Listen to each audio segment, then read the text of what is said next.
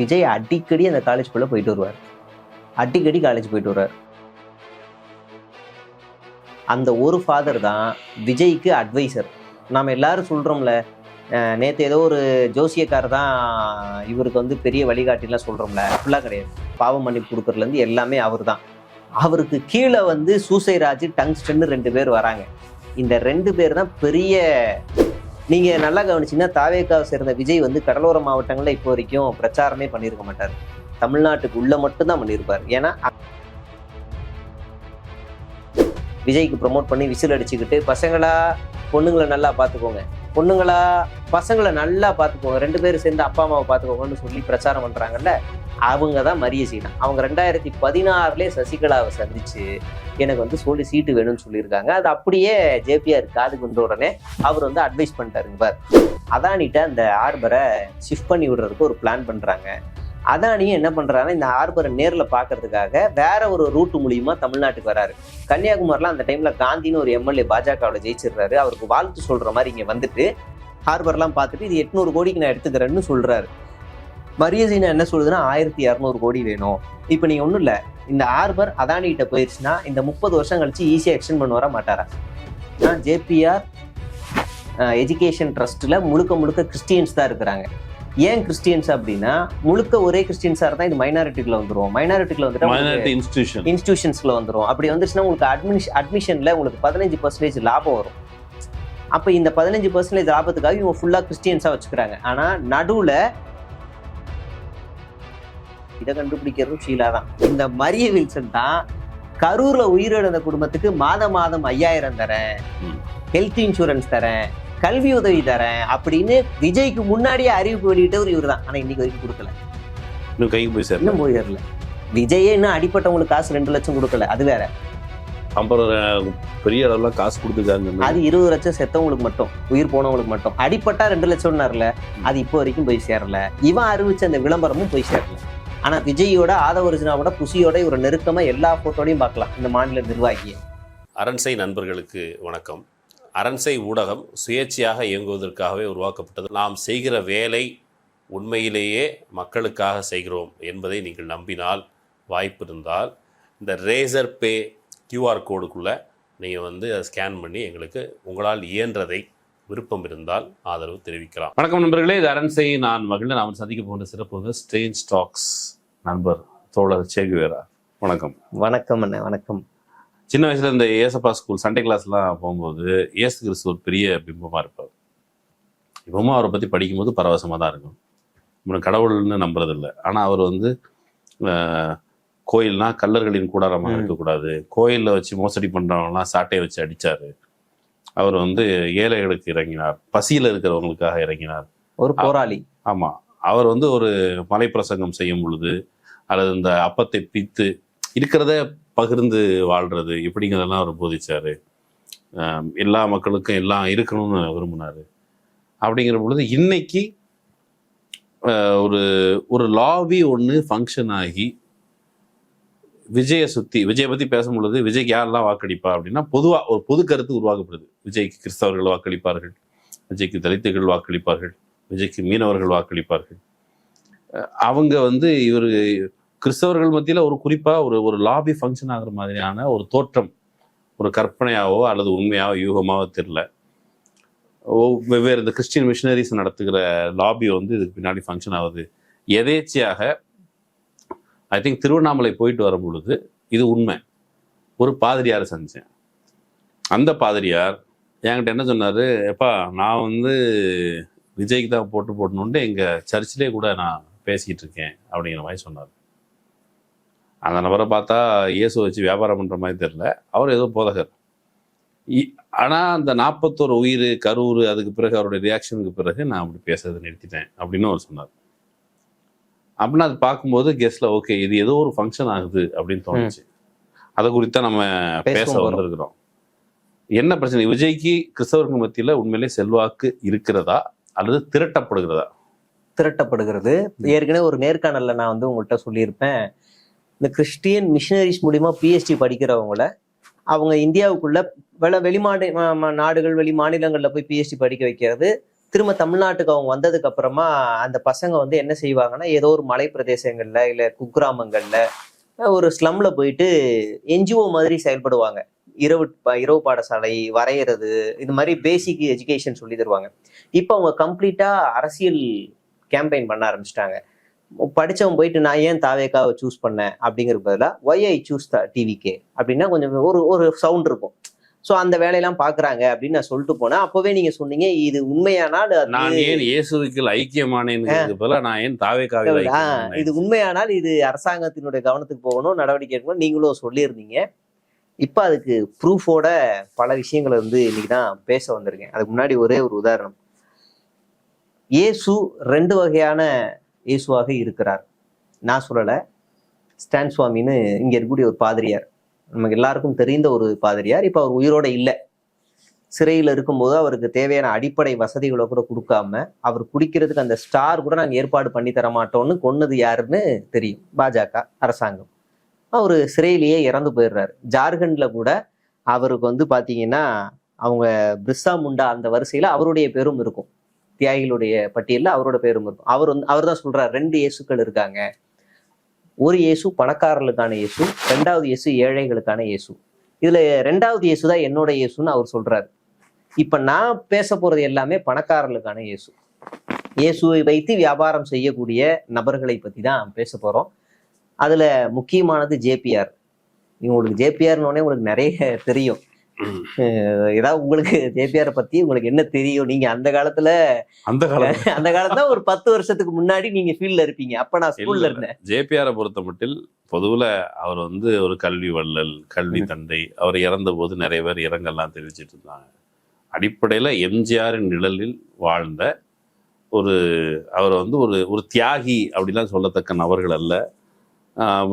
North சென்னையில் கம்யூனிஸ்டுகள் அவங்களுடைய செயல்பாடுகளை முடக்குவதற்கு எம்ஜிஆர் வந்து கட்சி தொடங்கின போது அவருக்கு ஒரு ரவுடி பட்டாளம் தேவைப்பட்டது.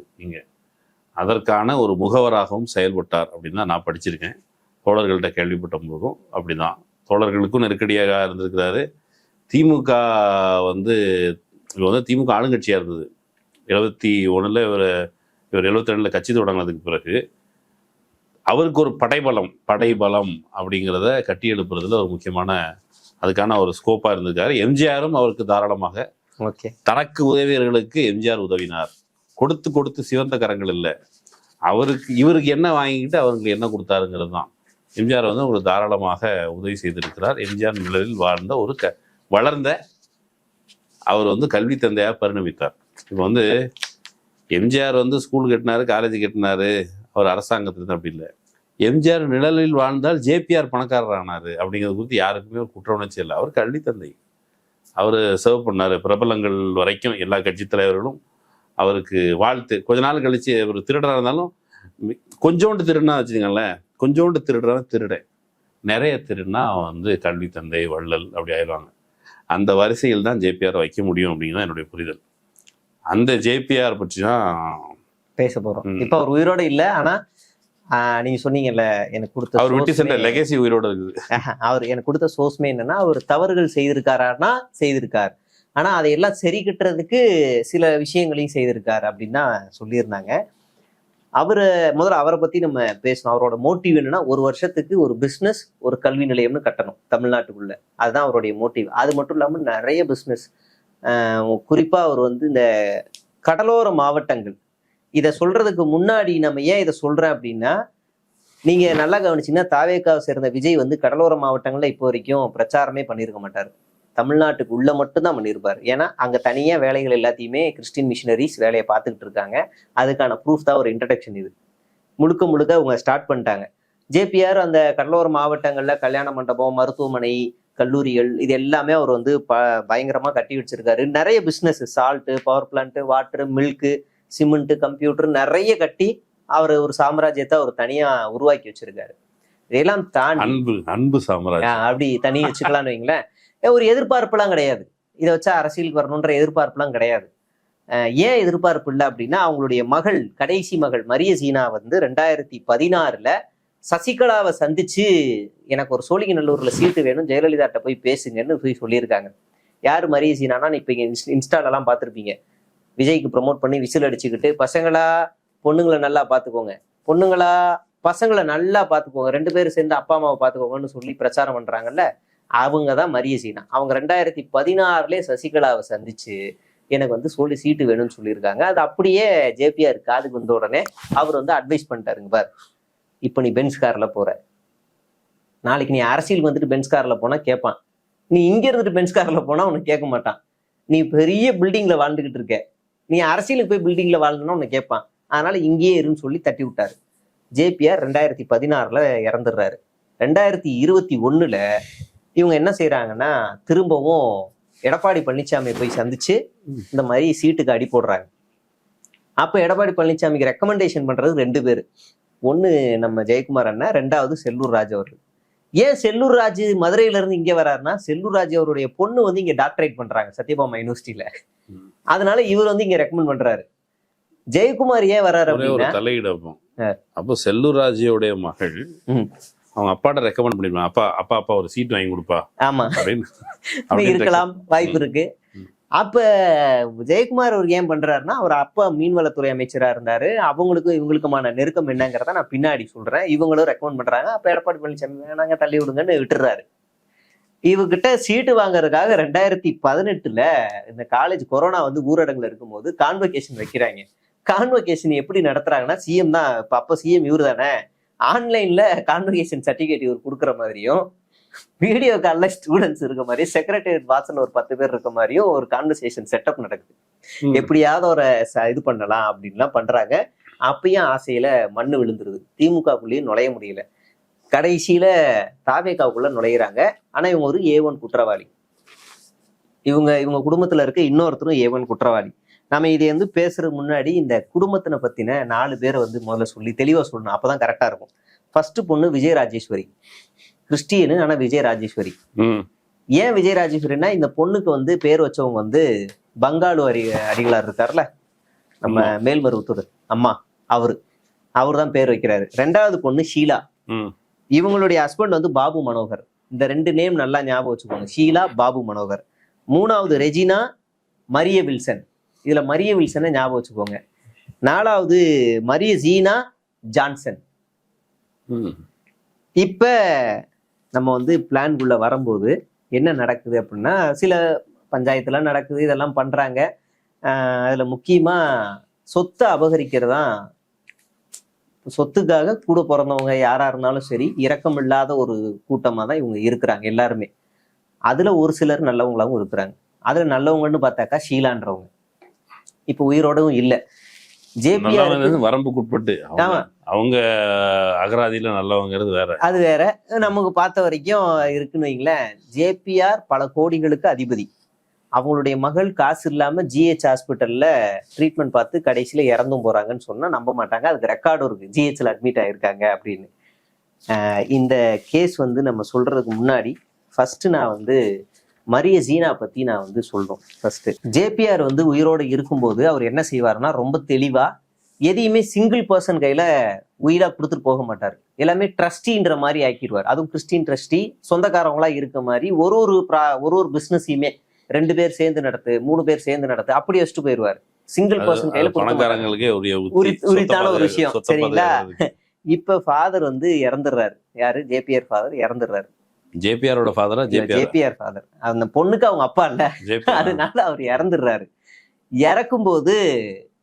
இறந்ததுக்கு அப்புறம் ஃபேமிலியில இருக்க எல்லாரும் ஒன்னா சேர்ந்து உட்காந்து சொத்தை எப்படி பிரிச்சுக்கலான்னு ஒரு பிளான் பண்றாங்க. ஒரு வெள்ளை பேப்பர்ல, வெத்து பேப்பர்ல ஒரு அண்டர்ஸ்டாண்டிங். பனிமலர் காலேஜ் எனக்கு அப்படின்னு பொண்ணு வந்து, எனக்கு இந்த குடும்ப பிரச்சனை எல்லாம் வேணாம், எனக்கு ஒரு காலேஜ்ல நல்லா வருமானம் வரும். பொண்ணு டீல்லே இல்லை. சின்னதுரையும் விஜயராஜேஸ்வரியும் போயிட்டாங்க, அவங்க இந்த சீன்லயே இல்லை, அதனால அவங்கள பத்தி இங்க பேச வேண்டாம். 2வது இருக்கிற பொண்ணு ஷீலா வந்து ஒரு சில விஷயங்களை பேசிக்கிறாங்க, ஜான்சன் பேசிக்கிறான். அப்ப 3 பேர் பிரிச்சுக்கிறாங்க. இதுல கடைசி பொண்ணு மரிய ரெஜினான்னு சொல்லியிருப்பேன், அவங்களோட ஹஸ்பண்ட் வந்து வில்சன்னு சொல்லியிருப்பேன். அந்த வில்சன் வந்து தனி சாப்டர். அவர் வந்து இங்க ஸ்ரீபெரும்புத்தூர்ல ஜேபிஆர் இன்ஸ்டியூட்ல இருக்காரு. அவங்க டிவோர்ஸ் ஆயிடுச்சு. இப்ப கல்யாணம் ஆகி டிவோர்ஸ் ஆயிடுச்சுன்னா பொண்ணு தானே கேட்பாங்க. இங்க கொஞ்சம் வித்தியாசமா பையன் செட்டில்மெண்ட் வாங்கிட்டு தனியா அவர் மாமனார் பேர்ல காலேஜ் வச்சு நடத்திட்டு இருக்காரு. அவர் 2010 டிவோர்ஸ் ஆயிடுச்சு. இந்த பொண்ணு என்ன பண்ணுதுன்னா, திடீர்னு ஒரு ஃபேக் பில்லை எடுத்துட்டு வந்து எங்க அப்பா வந்து எனக்கு வந்து இந்த ஹார்பரை வந்து எனக்கு கொடுத்துட்டாரு, முட்டம்ல இருக்க கன்னியாகுமரியில இருக்க ஹார்பரை எனக்கு கொடுத்துட்டாரு. அது 10,000 ஷேரு, 5,000 ஷேர் அவங்க மனைவி பேர்ல இருந்துச்சு, 5,000 ஷேர் அவங்க அப்பா பேர்ல இருந்ததை டக்குன்னு வந்து எனக்கு அடுத்து நீயே பார்த்துக்கணும் ஒரு 100 ரூபா ஸ்டாம்ப் பேப்பரை ரெடி பண்ணி எனக்கு கொடுத்துட்டாருன்னு ஒரு ஃபேக்கா எடுத்துட்டு வராங்க. அது எதுக்காக எடுத்துட்டு வராங்க அப்படின்னா, அந்த ஹார்பர் கட்டப்பட்ட ரூலே அப்படின்னா ஒரு 30 வருஷம் அக்ரிமெண்ட் தான். 30 வருஷம் இவங்க யூஸ் பண்ணிட்டு அதை அப்படியே கவர்மெண்ட் கிட்ட கொடுத்துடணும். அதுல பெருசா வருமானம் வராது. அப்ப மரீசினா என்ன பண்றாங்கன்னா, எதுக்கு சொத்தெல்லாம் கடல்ல போடணும், இதை நாம வேற மாதிரி பண்ணிக்கலாம்னு சொல்லிட்டு அதானிட்ட அந்த ஹார்பரை ஷிஃப்ட் பண்ணி விடுறதுக்கு ஒரு பிளான் பண்றாங்க. அதானியும் என்ன பண்றாங்கன்னா, இந்த ஹார்பரை நேர்ல பாக்குறதுக்காக வேற ஒரு ரூட் மூலியமா தமிழ்நாட்டுக்கு வராரு. கன்னியாகுமரியில அந்த டைம்ல காந்தின்னு ஒரு எம்எல்ஏ பாஜகவில் ஜெயிச்சிடுறாரு. அவருக்கு வாழ்த்து சொல்ற மாதிரி இங்க வந்துட்டு அப்படியே காலைல பூமி மாதாவுக்கு நோகக்கூடாதுன்னு காலைல செருப்பு போடாம தெரியாது. ஆமா, அவரே தான். அப்படியே அப்படியே வந்துட்டு மேலோட்டமாவே இந்த எல்லாத்தையும் பார்த்துட்டு ஹார்பர்லாம் பார்த்துட்டு இது 800 கோடிக்கு நான் எடுத்துக்கிறேன்னு சொல்றாரு. மரியசினா என்ன சொல்லுதுன்னா 1200 கோடி வேணும். இப்ப நீங்க ஒண்ணும் இல்ல, இந்த ஹார்பர் அதானி கிட்ட போயிடுச்சுன்னா இந்த 30 வருஷம் கழிச்சு ஈஸியா எக்ஸ்டெண்ட் பண்ண வர மாட்டாரா? அப்கோர்ஸ் அவர் தான் கவர்மெண்ட், ஈஸியா எக்ஸ்டெண்ட் பண்றாரு. அப்ப அவருக்கு வந்து இதுல லாபம் தான். அப்போ ஒரு 800 கோடிங்கிறாரு, இவங்க 1200ங்கிறாங்க. இது எல்லாமே நடக்கும்போது ஷீலா 2வது பொண்ணு ஸ்மெல் பண்ணிடுறாங்க. அது எப்படி நீ ஹார்பரை வந்து கொடுப்ப, இது எல்லாருக்குமான சொத்து தானே, ஹார்பரை பத்தி அன்னைக்கு பேசவே இல்லையே அப்படின்னும் போது, இல்ல எனக்கு அப்பா வந்து 100 ரூபா ஸ்டாம்ப் பேப்பர்ல எனக்கு வந்து ஃப்ரீயா வந்து கொடுத்துட்டாரு அப்படின்னு சொன்னதும், அந்த 100 ரூபா ஸ்டாம்ப் பேப்பர் இங்க இருக்கும், நான் உங்களுக்கு ஸ்கிரீன்ல காட்டுறேன். 100 ரூபா ஸ்டாம்ப் பேப்பர் ஃபேக்கு. அந்த ஸ்டாம்ப் பேப்பரை கொடுத்த கவர்மெண்ட் எம்ப்ளாயி விஜயான்னு நினைக்கிறேன், அவங்க வந்து அவங்களோட லைசன்ஸை 2020 கவர்மெண்ட் கட் பண்ணிடுது.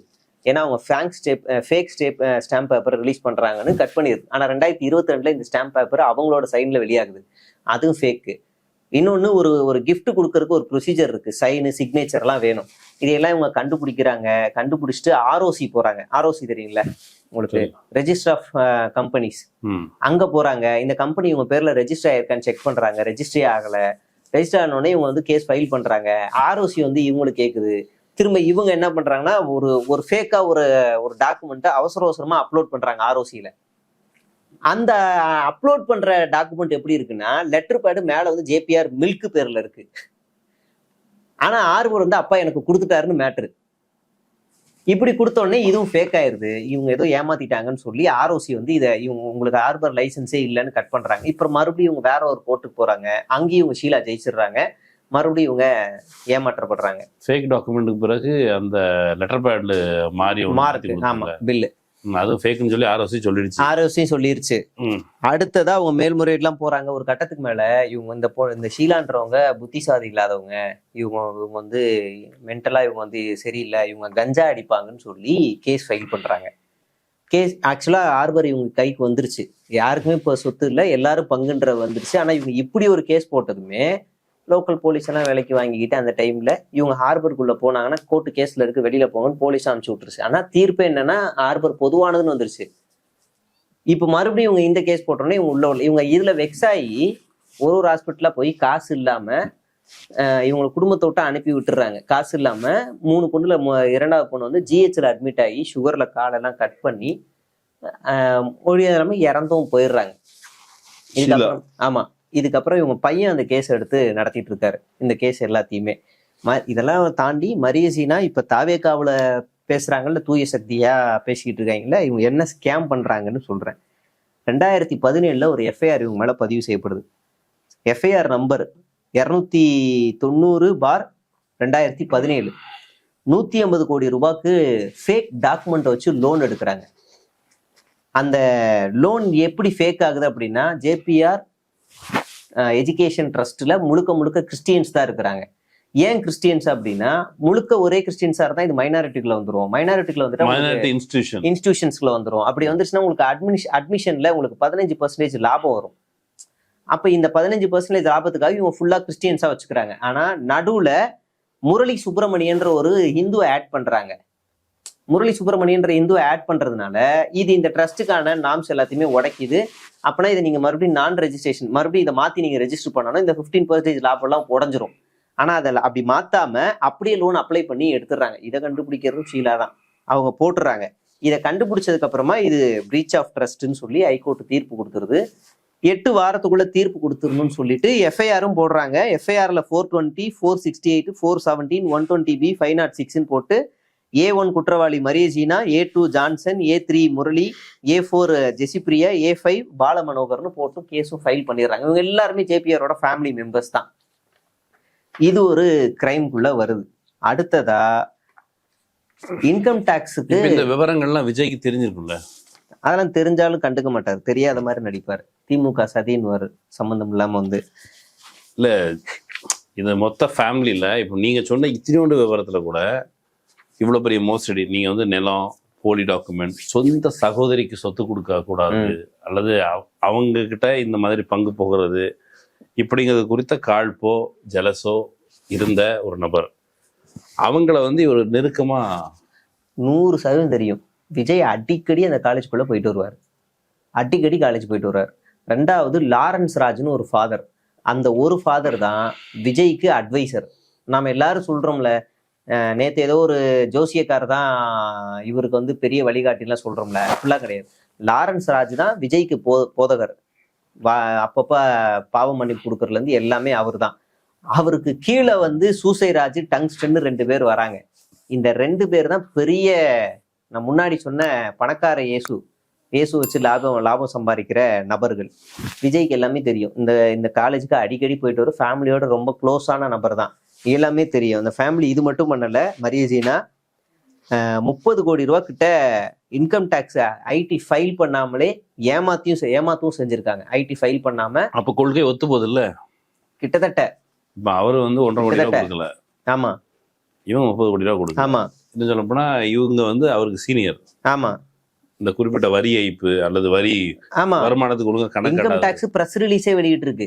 இந்த குடும்பம் இவங்க ஒட்டுமொத்த சத்யபாமா நெட்வொர்க்ல எல்லாத்துலயும் ஐடி ரைடு பண்றாங்க. அதுல ஃபிஷிங் ஹார்பருடைய அக்கௌண்ட்டுக்கு மட்டும் ஒரு 31 கோடி கிட்ட டிரான்ஸ்ஃபர் ஆயிருக்கு. இப்ப நம்ம ஒரு அக்கௌண்ட்ல பணம் போடுறோம், 2 லட்சம் போடுறோம்னா பேங்க்காரன் எப்படி அதை எடுத்துப்பான்? கணக்கு இல்லாம எப்படி எடுத்துப்பான்?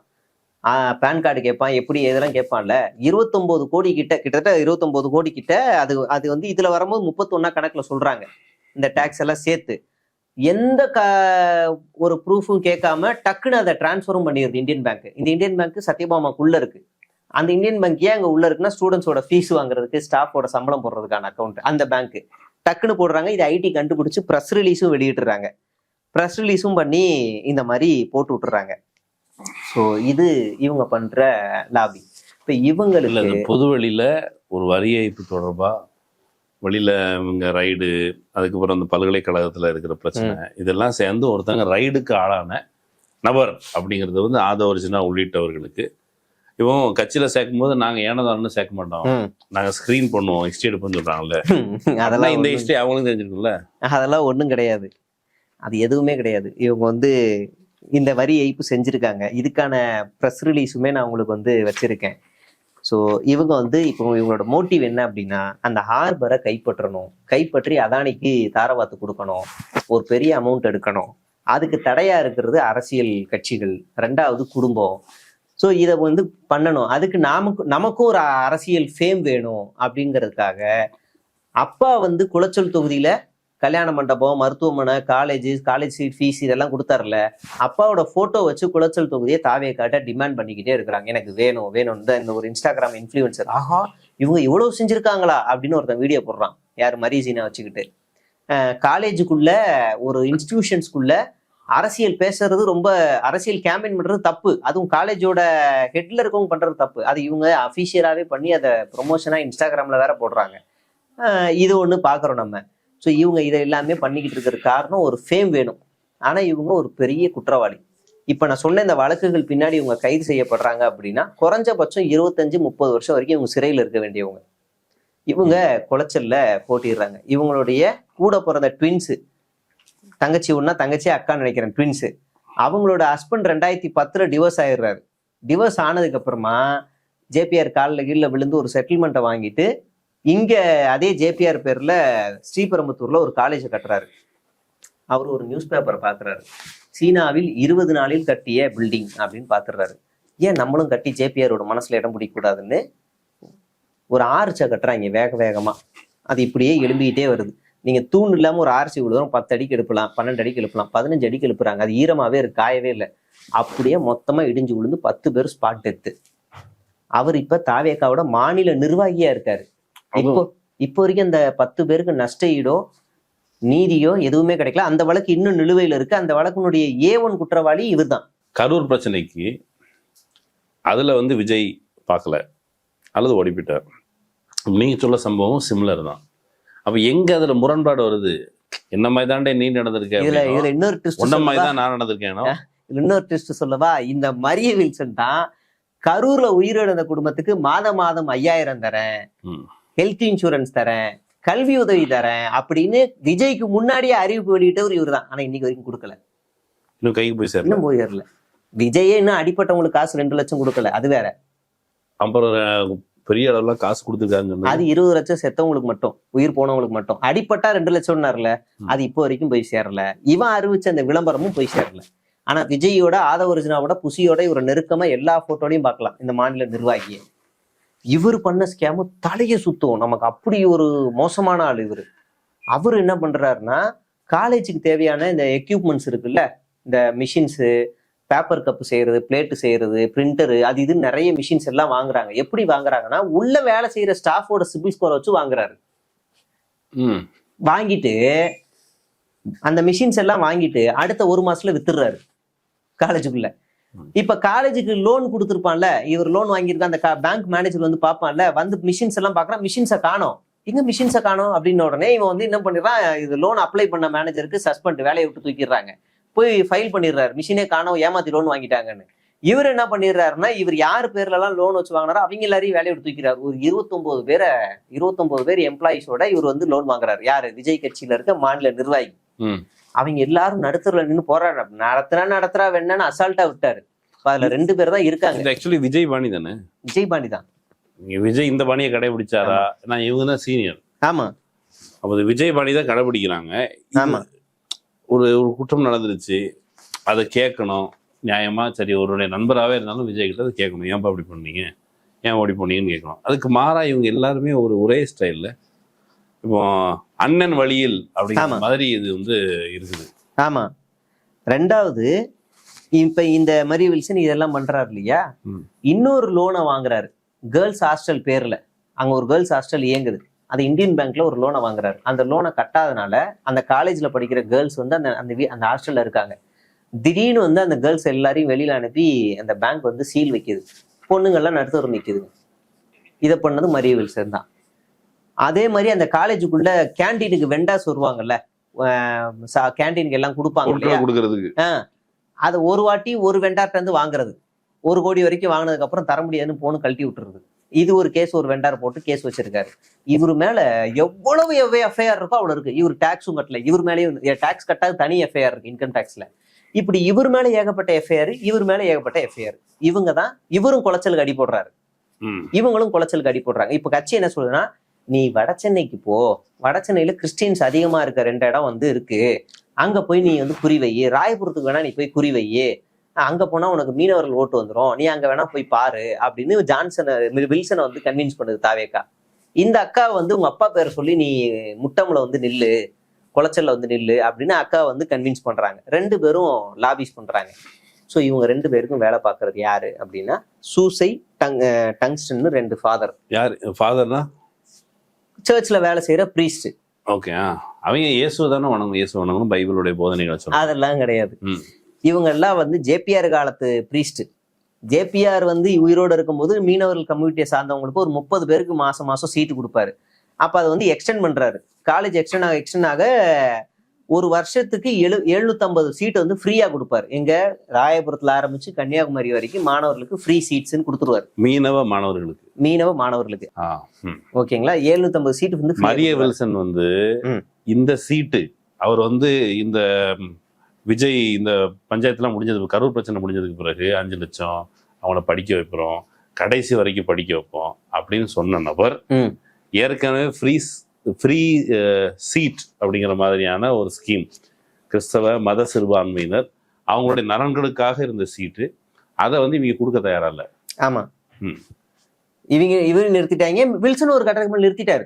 ஜேபிஆர் மறைவுக்கு அப்புறம் நிறுத்திடுறாரு. இப்போ நான் வந்து எல்லாத்தையும் கவனிச்சிட்டு இருக்கேன், எனக்கு எல்லாம் தெரியும் அப்படின்னு பார்த்துட்டு இருக்க விஜய் கிறிஸ்தவர்களுக்காக ஒதுக்கி வச்சிருந்த சீட்டு இப்ப ஜோசப் விஜய்ங்கிற காரணத்தினால என் மீது தாக்கம் நிகழ்த்தப்பட்டது. ஆமா, நாங்க வந்து மதசார்பற்ற சமூக நீதி அப்படிதானே கோட்பாடு. ஆமா ஆமா, நாங்க வந்து மதம் பார்க்க மாட்டோம், சாதி பார்க்க மாட்டோம், சாதியெல்லாம் தூக்கி தூரப்போடு இப்படிலாம் சொன்ன இந்த விஜய் தமிழ்நாட்டுக்குள்ள கிறிஸ்தவ மத சிறுபான்மையினுடைய கிடைத்த அந்த கல்வி வாய்ப்பு அதை தட்டி பறித்த ஒரு டீம்.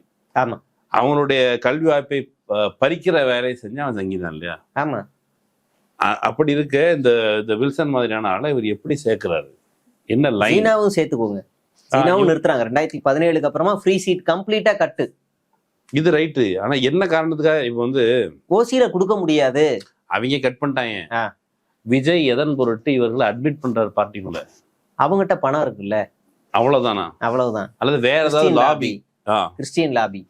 அந்த கிறிஸ்டியன் லாபி இப்ப என்னன்னா மறுபடியும் இந்த சீட் எல்லாம் கடைசி 2 வருஷமா வில்சன் மறுபடியும் ஸ்டார்ட் பண்றாரு.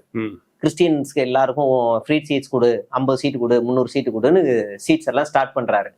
என்னடா இது இப்படின்னு பார்த்தா, இதுக்கு முன்னாடி சீட்டு கொடுத்தவங்களுக்கும் இப்ப சீட்டு கொடுத்துக்கிட்டு இருக்கிறவங்களுக்கும் ஒவ்வொருத்தர் வீடியா போய் இந்த சூசைராஜும் டங்ஸ்டனும் போய் அணுகுறாங்க. இவங்களுக்கு தான் நாங்க சீட்டு கொடுத்தோம்ல, இந்த தடவை நாங்க சொல்றது கேளுங்க, இந்த தடவை இவங்களுக்கு ஓட்டு போடுங்க அப்படின்னு அணுகுறாங்க. இது வந்து ஒண்ணும் இல்லை, எனக்கு தோன்றதை சொல்றேன். இது இப்படி கம்பேர் பண்ணல. இப்ப வந்து யாராவது ஒருத்தன் கையேந்தி நிக்கிறாங்க, ரொம்ப கஷ்டம். நம்ம வந்து கல்விக்காக பிச்சை கூட எடுக்கலாம் அப்படின்னு சொல்றாங்கல்ல, அந்த பொருளை சொல்றேன். இப்ப யாராவது ஒருத்தன் கையேந்தி நிக்கிறாங்கன்னா இது திருவோட திருடிட்டு போற மாதிரி தானே இருக்குது.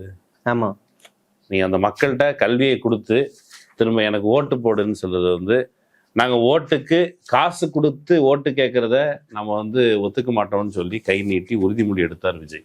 ஆமா, இப்ப நீங்க சொல்ற இந்த ஆஸ்பெக்ட் வந்து ஜேபிஆர் கொடுத்த காசு, அதாவது ஜேபிஆர் அந்த ஃபீஸை எக்ஸாம் பண்றாரு இல்லையா? ஆமா, அந்த காசு அடிப்படையில உனக்கு ஏற்கனவே காசு டெபாசிட் பண்ணியாச்சு, உனக்கு காசு செலவு பண்ணி படிக்க வச்சாச்சு. இப்ப எனக்கு நன்றி கடனா எனக்கு ஏதாவது செய். ஒரு 4 வருஷம் ஃபீஸ் இது நான் கட்டியிருக்கேன், அல்லது 2 வருஷம் ஃபீஸ் நான் கட்டியிருக்கேன், காசு கொடுத்துட்டேன் ஓட்டுக்கு, நீ எனக்கு காசுக்கு எனக்கு ஓட்டு போடு அப்படின்னு தானே ஆகுது. ஓட்டுக்கு காசு விஜய் கொடுத்தாரா, விஜய் கட்சிக்காரங்க கொடுத்தாங்க. ஆனா இப்ப அந்த கணக்குல தானே வருது, கொடுத்த காசுக்கு நீ ஓட்டு போடுங்கிறது. ஓட்டு போடு அந்த காசு தான் அந்த கணக்குல தான் வருது. இப்ப அவங்க எல்லாரும் தனியா போய் இது பண்றாங்க. இவங்க வந்து கோஸ்டல் ஏரியா, நான் முன்னாடியே சொன்னேன் ஏன் விஜய் கோஸ்டல் ஏரியால பிரச்சாரம் பண்ணேன்னா இங்கதான் உங்களுக்கு அவரு கிட்டத்தட்ட ஒரு 10-15 வருஷமா இந்த சீட்ஸ் எல்லாம் போயிருக்கு. அப்படின்னா ராயபுரத்துல இருந்து கன்னியாகுமரி வரைக்கும் எத்தனை ஆயிரம் சீட்ஸ் வந்து போயிருக்கும்னு நம்ம கணக்கு வைக்க முடியும் ஒரு வருஷத்துக்கு. இப்ப ஜேபிஆருக்கு கடவுள் நம்பிக்கை ஜாஸ்தி. முதல் சீட்டையும் கடைசி சீட்டையும் போய் வேளாங்கண்ணி சர்ச்சில் போய் காணிக்கையா கொடுப்பாரு. இது எல்லாத்தையுமே நிறுத்திட்டு திரும்ப இவனுங்க அரசியல் ஆதாயத்துக்காக தேடுறாங்க. இதுக்கு பின்னாடி இன்னொன்னு இருக்கு. கிட்டத்தட்ட ஜேபிஆர் உயிரோடு இருக்கும்போது ஒரு 92 ஏக்கர் 2000 கோடி மதிப்புள்ள செம்மஞ்சேரியில ஒரு நிலத்தை அபகரிச்சு வச்சிருந்தாங்க, ஆக்கிரமிப்பு பண்ணி வச்சிருந்தாங்க. இந்த 2016 திமுகவை சேர்ந்த தாமு அன்பரசனும் SR ராஜாவும் சட்டமன்றத்துல கேள்வியா எழுப்புறாங்க. இந்த மாதிரி 92 ஏக்கர் செம்மஞ்சேரியில ஆக்கிரமிப்பு நிலம் இருக்கே, இது எப்போ மீட்பீங்க அப்படின்னு கேட்கும் போது அப்ப இருந்த அமைச்சர் RB உதயகுமார் சட்டமன்றத்துல என்ன சொல்றாருன்னா, சர்வே எடுத்து நடவடிக்கை எடுக்கிறோம் அப்படின்னு சிம்பிளா முடிச்சிட்டாங்க. அதுக்கப்புறமா அதையெல்லாம் அவங்க வந்து கைப்பற்ற கூடாதுங்கிறதுக்காகத்தான் அதிமுகவில் எப்படியாவது சேரணும், அந்த நிலத்தை விட்டுறக்கூடாதுங்கிறதுக்காக தான் மரியசீனா அவ்வளோ துடிச்சாங்க, எப்படியாவது சேர்ந்துடணும்னு. போய் எடப்பாடி பழனிசாமியை கொரோனா காலத்துல கான்வெகேஷன் கூப்பிடுறது, அப்புறம் வந்து சீட்டு 2021 போய் சீட்டு கேட்கறது எல்லாமே ஃபிளாப் ஆகுது. இப்ப மறுபடியும் திமுக ஆட்சிக்கு வந்ததுக்கு அப்புறமா ஒரு மரியாதை நிமித்தமா வாழ்த்து சொல்றதுக்காக மரியசீனா டீம் வந்து முதலமைச்சர் MK ஸ்டாலின் நேர்ல சந்திக்க வராங்க. சந்திக்க வந்துட்டு பார்த்துட்டு போயிடுறாங்க. அதுக்கப்புறமா என்ன நடந்துச்சுன்னா, இவரு யாரோ சொல்லியிருக்கலாம் தாமு அன்பரசன், இது மாதிரி நம்ம அங்க நிலம் இருக்கு, அரசாங்கத்தோட நிலம், அது வந்து இவங்க ஆக்கிரமம் பண்ணியிருக்காங்கன்ற மாதிரி ஏதாவது சொல்லியிருக்கலாம். சும்மா இருந்த சங்கம் ஊதிக்கு எடுத்த மாதிரி எனக்கு தெரிஞ்ச அரசாங்கம் வந்து இதை பின்னாடி கொஞ்ச நாள் கழிச்சு கூட அதை மீட்டு இருந்திருக்கலாம். ஆனா இவங்க முதலாம் வந்து வாழ்த்து சொல்றன்ற பேர்ல மூஞ்ச காமிச்சதுனால டக்குன்னு ஸ்ட்ரைக் ஆகியிருக்கலாம். அப்படி ஆனதுனால என்ன ஆயிருக்குன்னா, திமுக அரசாங்கம் முத ஆட்சிக்கு வந்ததுக்கு அப்புறம் அரசாங்க நிலத்தை, அதுவும் பெரிய நிலத்தை மீட்குது அப்படின்னா அது இந்த நிலத்தை தான். இந்த நிலத்தை தான் மா சுப்பிரமணியன் அவர் போய் நேரில் போய் ஆய்வு பண்ணி அந்த நியூஸ் பிட்டு வந்திருக்கும். 20,000 கோடி மதிப்புள்ள நிலத்தை மீட்டுறாங்க. இப்ப இந்த நிலத்துக்கு ஒரு சூப்பர் ட்விஸ்டும் இருக்கு. கவர்மெண்ட் வந்து ஸ்டேடியம் கட்டுறதுக்காக லேண்டு பாக்குது. திருப்போரூர்லயும் செம்மஞ்சேரியிலையும் பாக்குது. இதே லேண்ட்ல தான் மீட்கப்பட்ட இதே லேண்ட்ல தான் எங்க வைக்கலாம்னு சொல்லி பிளானு. அப்படி பார்க்கும்போது திருப்போரூர்லயும் பாக்குறாங்க, இங்க செம்மஞ்சேரியில டெபுட்டி சிஎம் போய் பாக்குறாரு. அவர் என்ன பண்றாருன்னா பார்த்துட்டு எனக்கு என்னமோ இங்கதான் ஸ்டேடியம் வந்தா சரியா இருக்கும்ட்டு கல்லி நப்பாட்டிட்டு பூஜையும் போட்டு வந்துடுறாங்க. இப்ப அங்க ஸ்டேடியம் வரப்போகுது. நிலத்தையும் விட்டாங்க, அதாவது அரசாங்க நிலத்தை அபகரிச்சவர்கள். இது எந்த வருஷம் நடந்துச்சு? உதயநிதி சார் வந்து கல்லு நட்டது முந்தா நேத்து முந்தா நேத்து நட்டுருக்காங்க. ஸ்டேடியம் இப்ப கட்டுறதுக்கான பணிகள் எல்லாமே தொடங்கிருச்சு. ஆட்சிக்கு வந்து லேண்ட புடிச்சது 2021. கவர்மெண்டோட லேண்ட மறுபடியும் மீட்டது 2021. எடப்பாடி பழனிசாமி ஆட்சியில அது கண்டுக்கல. இப்ப கன்ஸ்ட்ரக்ஷன்ஸ் ஒர்க் ஸ்டார்ட் ஆயிருச்சு. ஏன்னா ஸ்டேடியம் கட்டணும்ன்ற பிளான் இப்பதானே. சோ கரெக்டா அந்த கவர்மெண்ட் இவ்வளவு பெரிய லேண்ட் இருக்கு, இங்க கட்டலாம்னு முடிவு பண்ணிட்டாங்க. நீங்க சொல்ற அக்யூசேஷன் எப்படி புரிஞ்சுக்கலாம்? இப்ப வந்து அந்த அம்மா டிஎம்கே அந்த சைடு வாசல் பூட்டப்பட்டது, ஆமா, உங்களை வந்து கூட்டணிக்குள்ள சேர்க்கல இப்படிங்கிற சூழல்ல விஜய் கட்சியில இந்த ட்ராக் ரெக்கார்டு இருக்கிறவங்க சேர்றாரு. வரி ஏய்ப்பு செய்யறாங்க, காசு கொடுக்க மாட்டேங்கிறாங்க. ஆமா, வரி ஏய்ப்பு செய்கிற ஒரு நபர்கள் இப்ப வந்து இந்த நிலத்தை மீட்டு கொடுக்க சொல்லியோ அல்லது நிலத்தின் பொருட்டோ போய் பார்த்தாங்களா? யார சிஎம் பார்த்தாங்க? என்ன நோக்கம் இருந்திருக்கும்? லேண்டை திருப்பி கொடுங்க அப்படின்னு. இப்ப இந்த பக்கம் நடக்கலைங்கிற போது கோபத்தில் அல்லது ஆட்சியில ஒருவேளை நம்ம ஜெயிச்சு வந்தா நிலத்தை நம்ம எடுத்துடலாம். விஜய் ஆதரவுக்கு வந்து 96 ஏக்கர் நிலம், சீட்ல அந்த சீட்டின் வழியாக படித்த ஃப்ரீ சீட் அவங்க அப்பாவுடைய கனவு. அவங்க அப்பா மேல ஆரம்பத்தில் சொன்ன மாதிரி விமர்சனங்கள் இருக்குது என்றாலும் கூட ஒரு 700 சொச்சம் குழந்தைங்க ஃப்ரீயா படிக்க வச்சிருக்காரு. அந்த குட்வில்ல கூட எடுத்துக்க தயாரா இல்லை. அவங்களுக்கு அது 700 சீட்டும் காசு. இப்ப கல்வி காசாயிடுச்சு, காசாக்கி அதை வந்து காசு பார்க்கறாங்க, ஊழல் அப்படின்லாம் சொன்ன விஜய் இதற்கு நியாயமா இப்ப ஜீனா உள்ளிட்டவர்களை, ஜீனா அப்புறம் இன்னொருத்தர் யாரு வில்சன், இவங்களை குறித்து கேள்வியே கேட்கக்கூடாது. அவருக்கு தார்மீக இந்த விஜய்க்கு இவங்களுக்கு பத்தி கேள்வி கேட்க தார்மீக பொறுப்போ உரிமையோ கடமையோ கிடையாதா? இவங்க எல்லாரையுமே ஒருங்கிணைக்கிறது, விஜய்க்குள்ள கொண்டு வர்றது இந்த ஃபாதர்ஸ் தான். லாரன்ஸ் ராஜ்ன்ற இந்த ஃபாதர் தான். அவருக்கு கீழே இருக்கிற சூசை டங்ஸ்டன்ற இந்த 2 ஃபாதர் தான் பொலிட்டிக்கலா லாபி பண்ணி இவங்களுக்கு தேவையான எல்லாத்தையும் செய்யறாங்க. கன்னியாகுமரியிலே இன்னொரு தொகுதி இருக்கு, அங்கேயும் வேட்பாளர் அவர்னா அறிவிக்கவே இல்லை. ஆனா அவர் அதுக்கு முன்னாடியே நான் தான் வேட்பாளர்னு கேம்பெயினே ஸ்டார்ட் பண்ணிட்டாரு. அவருடைய தம்பி வாய்ஸ் ஆஃப் காமன்ல எம்ப்ளாயியா இருக்காரு. இங்க ஜோசப் ஸ்டாலின் சொல்லிட்டு ஒரு ஆளு குளச்சல்ல சுத்திக்கிட்டு இருக்காரு. தன்னை ஒரு திமுக அபிமானின்னு சொல்லிட்டு சுத்திக்கிட்டு இருக்காரு. அவரு தான் இங்க குளச்சல்ல மரியசீனாக்கு கேம்பெயின் பண்ணிக்கிட்டு இருக்காரு. அவரும் ஒரு கிறிஸ்டியன். இப்போ முழுக்க இந்த கிறிஸ்டியன் பெல்ஸ்ல நான் எல்லாரையும் சொல்லல, இந்த நபர்கள், இந்த பிரீஸ்ட் மட்டும், இவங்க மட்டும் முழுக்க இந்த லாபி பண்ணி கடலோர மாவட்டங்கள்ல கோஸ்டல்ல இவங்களுடைய செல்வாக்கு காமிச்சு அப்படியே பேசி அரசியல் கேம்பெயினை ஸ்டார்ட் பண்றாங்க அப்படிங்கிறத நான் ப்ரூஃபோட காமிச்சிருக்கேன். இவங்களுக்கு தேவை ஒரு அரசியல் அடையாளம். அந்த அரசியல் அடையாளம் அரசியல் அடையாளம் வந்து ஏற்கனவே சசிகலா பத்தி சொல்லும்போது சசிகலாட்ட போய் கேட்டதும் இதே மாதிரியான நோக்கம் இருந்தது இல்லையா? ஆமா, சிவலர் நோக்கம். அதுக்கு பிறகு இப்போ வந்து அதிமுக சந்திச்சிருக்கிறாங்க, தாவேக்காவை சந்திக்கிறாங்க. தாவேக்காவும் கூட கட்சியில சேர்த்துக்குச்சு இல்லையா? அப்ப இந்த விஷயம் தொடர்பா இவரு அரசியலை இப்படி நடத்தணும் அப்படி நடத்தணும்னு சொல்ற விஜய் இந்த குறிப்பிட்ட விவகாரத்துல இந்த குறிப்பிட்ட பெண்ண சாதாரண பெண்ணும் இல்ல, ஜேபிஆருடைய மகள், பெரிய பொண்ணு. ஆமா, ஜேபிஆருடைய மகள்ங்கிற போது என்ன அலிகேஷன் என்ன ஏதுங்கிறது பொதுவுல தெரியதான் செஞ்சிருக்கோம்.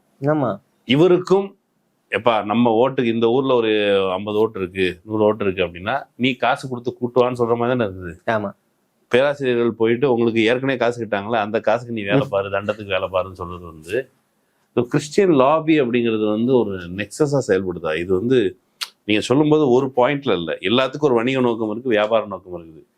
தன்னலம் கருதாத கல்வி, எல்லாருக்கும் கல்வியை கொண்டு போறது அப்படின்னு தெரியல. அப்ப இது பியூர் கரப்ஷன்.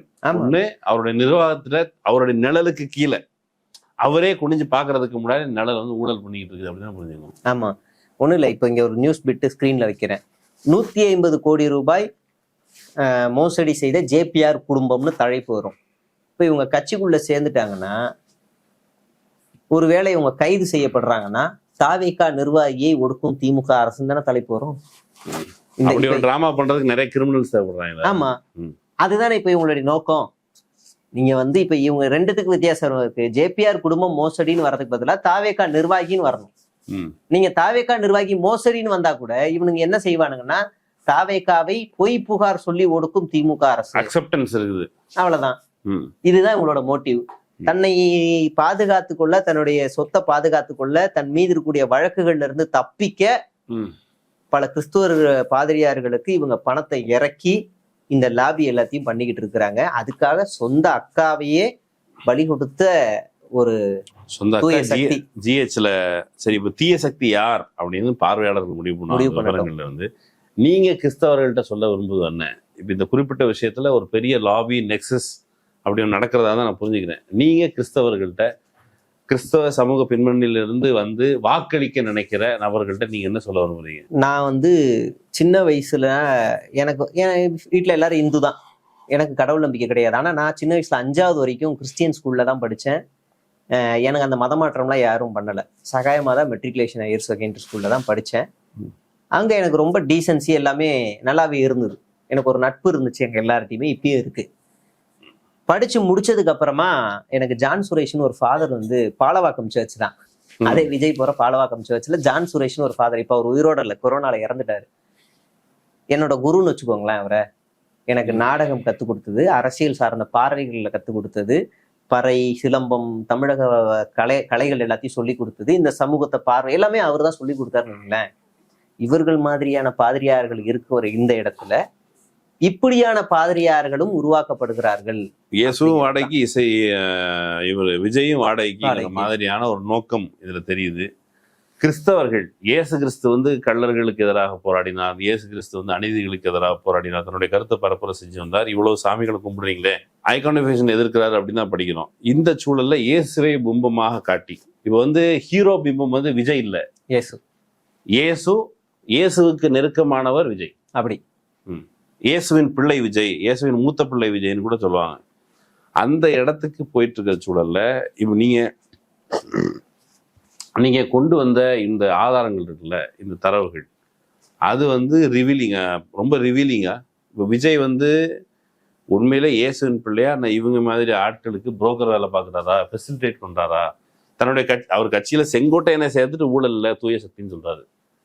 இந்த பக்கம் நீங்க சொல்ற இந்த குரூப் வரி ஏய்ப்பு, சொந்த அக்காவை பார்த்துக்கிறது, இவர் சகோதரத்துவம் பேசுகிறார், ஆனா தன்னுடைய சொந்த அக்காக்கள்கிட்டே அவங்க பேசுறது இல்லைங்கிற மாதிரி அந்த பொண்ணுகிட்ட பேசாம இருந்திருக்காங்கும்போது இது வந்து ஒரு அச்சுறுத்தலையும் ஒரு அச்சத்தையும் கொடுக்குது.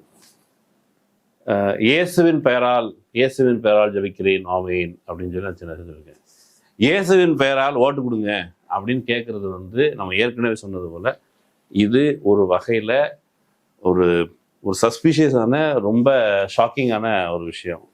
கிரவுண்ட்ல இயேசுவை வச்சுக்கிட்டு அவர் என்னது கேட்ட சொன்ன கடைசி ஸ்பீச்சில் சூடத்துல சத்தி அடிச்சு கேட்பாங்க, ஓட்டு போட சொல்லுவாங்க, நீ காசு வாங்கிட்டு போடாதீங்கன்னா, இந்த பாண்டேஜ் இருக்குல்ல, நான் வந்து உங்களுக்கு சீட்டு கொடுத்தேன், நீ படிச்சு வேலைக்கு போகாம இரு. பேங்க்ல கூட ஹவுசிங் லோனுக்கு, இந்த நம்ம எஜுகேஷன் லோனுக்கு ஒரு இது உண்டு இல்லை, ஒரு காலம் இடைவெளி உண்டு, சில ரத்தாகும்.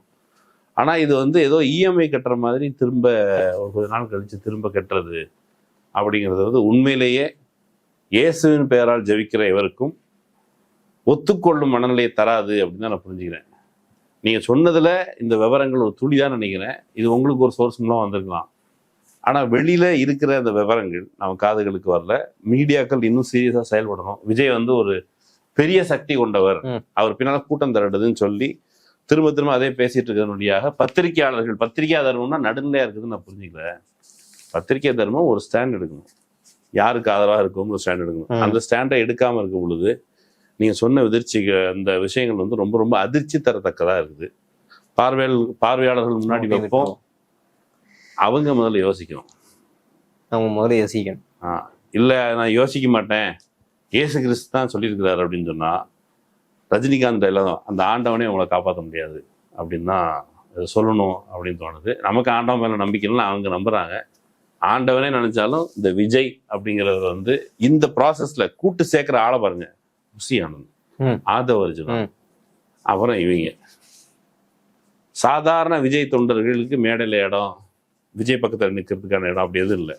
ஆனா கூட உட்காந்துருக்க யாரும் பார்த்தீங்கன்னா இந்த ஊர்ல வெந்தது வேகாது அரவக்காடு அப்படின்னு சொல்லுவாங்க. அந்த மாதிரி ஒரு கோஷ்டி இருக்குது. மக்கள் புரிஞ்சுப்பாங்க தான் நம்புறேன். இந்த விஜய்க்கு ஆதரவான கண்ணோட்டத்தை அதுக்கு ஒரு பெர்ஸ்பெக்டிவ். இது வந்து வெறும் விஜய்க்கு ஆதரவான கண்ணோட்டம் இல்லை, இது பணம் கறக்கிறதுக்கான ஒரு வழி, ஒரு கட்டிங் போடுறதுக்கான வழி அப்படின்னு தான் நான் புரிஞ்சுக்கிறேன். மக்கள் என்ன சொன்னாங்க பார்க்கலாம். இன்னொரு வாய்ப்பு நம்ம சந்திச்சு பேசுவோம்.